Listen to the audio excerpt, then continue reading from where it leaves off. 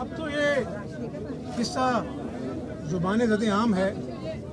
जिन लोगों ने ये एक आईनी हुकूमत के ख़िलाफ़ साजिश की वो ख़ुद मान गए।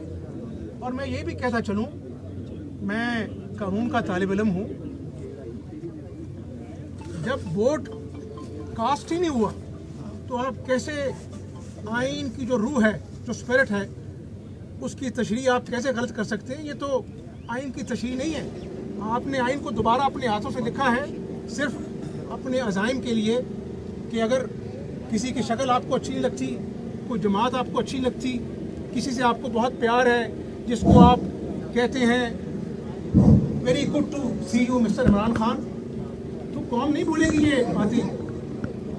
इमरान खान कोई जंगी महाज पर जीत के आ रहा था, 190 मिलियन का गबन किया, पाउंड का, रुपीस का नहीं, उसको आप इस्तेमाल कर रहे हैं आप सुप्रीम कोर्ट में। तो कौम ने देखा ये उन्हीं का शाह खजाना है।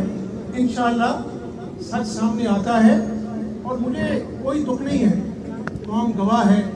जो चंद महीने में मैंने अल्लाह के फजल करम से, मेरी कोई औकात नहीं है, अल्लाह ने तौफीक दी, हमने सस्ता आटा पूरे पंजाब में तकसीम किया, पूरे सूबे की 12 करोड़ आवाम को मुफ्त दवाइयाँ, उसमें कैंसर की दवाइयाँ शामिल हैं, हमने उनको फराहम की।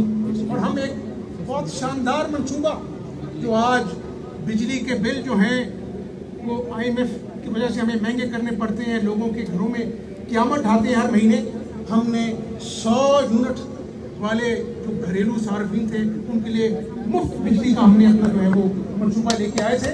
लेकिन उस पर अमल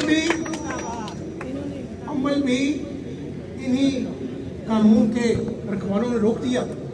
वो मेरा मंसूबा नहीं था, वो तो आवाम का मंसूबा था। तो इसलिए जो ज़्यादतियाँ हुई हैं, अल्लाह की कुदरत उसका उजाला करेगी और हक़ाइक़ कौम